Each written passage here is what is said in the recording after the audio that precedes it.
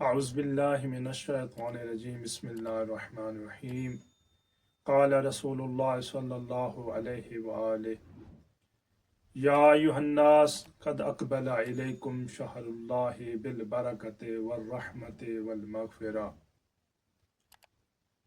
شهر هو عند الله أفضل الشهور أيامه أفضل الأيام ولياله أفضل الليالي وساعته افضل الساعات۔ مومنین کرام، جیسا کہ جانتے ہیں ماہ مبارک رمضان ہمارے درمیان آ چکا ہے۔ اللہ کا بابرکت مہینہ، نیک مہینہ آ چکا ہے، جس کے بارے میں رسول خدا ارشاد فرماتے ہیں کہ اے لوگو، تمہارے پاس ماہ مبارک رمضان عنقریب آنے والا ہے۔ یہ خطبہ پیغمبر کا شعبان کے آخری جمعے میں پیغمبر نے ارشاد فرمایا، استقبال رمضان میں ارشاد فرمایا، لوگوں کو آگاہ کیا کہ یہ مہینہ کون سا مہینہ ہے۔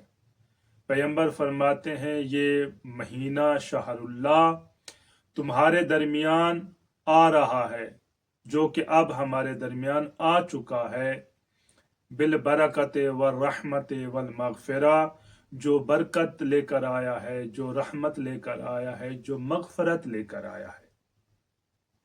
اگر ہم اپنی زندگی میں نگاہ کریں، ہم اس دنیا میں نگاہ کریں تو کوئی ایک شخص ایسا نہیں ہے جس کو برکت، رحمت اور مغفرت کی ضرورت نہ ہو۔ یعنی اس دنیا میں کوئی ایسا شخص نہیں ہے جو برکت، رحمت اور مغفرت کی تلاش میں نہ ہو، جو ان چیزوں کا متلاشی نہ ہو۔ اس دنیا میں کوئی ایسا شخص نہیں ملے گا، بلکہ ہر شخص اپنی زندگی میں برکت کا متلاشی ہے، اپنے مال میں برکت کا متلاشی ہے، رحمت خدا کا متلاشی ہے اور مغفرت کا متلاشی ہے۔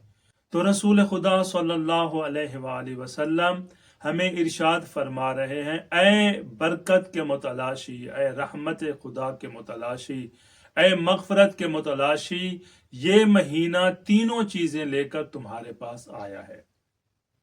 روزے کا ہرگز مطلب یہ نہیں ہے کہ خداوند متعال کی ذات یہ چاہتی ہے کہ میری مخلوق بھوکھی رہے، میری مخلوق پیاسی رہے۔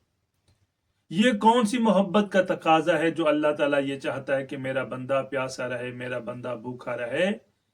نہ تو خداوند متعال کو ہماری عبادت، نماز، روزے، حج، زکوٰۃ، کسی عبادت کی ضرورت نہیں ہے۔ وہ ہماری عبادتوں کا محتاج نہیں ہے۔ جو محتاج ہو وہ خالق نہیں ہے، وہ رب نہیں ہے، وہ مالک نہیں ہے۔ تو اللہ ہماری کسی عبادت کا محتاج نہیں ہے۔ پھر روزہ کیوں رکھا پروردگار نے؟ پھر روزے کو ہم پر فرض کیوں کیا؟ اس لیے قرآن مجید ارشاد فرما رہا ہے لعلکم تتقون، تاکہ تم پرہیزگار بن جاؤ، تم اپنی زندگی میں متقی بن جاؤ۔ اور جنت متقی کے لیے ہے، عام انسان کے لیے جنت نہیں ہے۔ تو پیغمبر فرماتے ہیں یہ مہینہ تینوں چیزیں ایک ساتھ لے کر تمہارے پاس آیا ہے۔ یعنی یہ ماہ مبارک رمضان ایسا مہینہ ہے کہ اس مہینے میں انسان کو برکت بھی ملتی ہے، رحمت خدا سے بھی فیض یاب ہوتا ہے، اور اپنے گناہوں کی بخشش بھی کروا سکتا ہے۔ پھر پیغمبر فرماتے ہیں یہ مہینہ اللہ کا وہ مہینہ ہے جو تمام مہینوں سے افضل ہے، افضل الشہور ہے، جو تمام مہینوں سے، باقی مہینوں سے افضل ہے۔ اس مہینے کے دن باقی مہینے کے دنوں سے بہتر ہیں، افضل ہیں۔ اس مہینے کی راتیں باقی مہینوں کی راتوں سے بہتر، اس مہینے کے لمحات، ساعات باقی تمام مہینوں کے لمحات اور ساعات سے بہتر ہیں۔ عزیزان محترم، کہیں ایسا نہ ہو کہ یہ ماہ مبارک رمضان باقی مہینوں کی طرح ہم گزار بیٹھیں، ہمیں معلوم ہی نہ ہو کہ یہ ماہ مبارک رمضان ہے، ہم اس کو بالکل اسی مہینوں کی طرح، باقی مہینوں کی طرح عام مہینہ سمجھ کے گزار دیں۔ نا عزیزان محترم، اس مہینے میں ہم نے اپنی زندگی کی تمام برکات کو سمیٹنا ہے، اس مہینے میں ہم نے رحمت الہی کو سمیٹنا ہے، اس مہینے میں ہم نے اپنی بھی بخشش کروانی ہے، اپنے مرحومین کی بخشش بھی کروانی ہے۔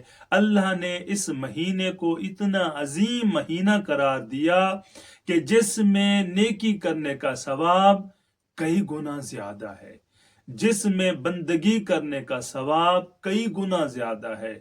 تو ہمیں خداوند متعال اس مہینے میں زیادہ سے زیادہ نیکی کرنے کی، زیادہ سے زیادہ بندگی کرنے کی، زیادہ سے زیادہ اس ماہ مبارک رمضان میں فیض اور برکات حاصل کرنے کی توفیق عطا فرمائے۔ والسلام علیکم ورحمۃ اللہ وبرکاتہ۔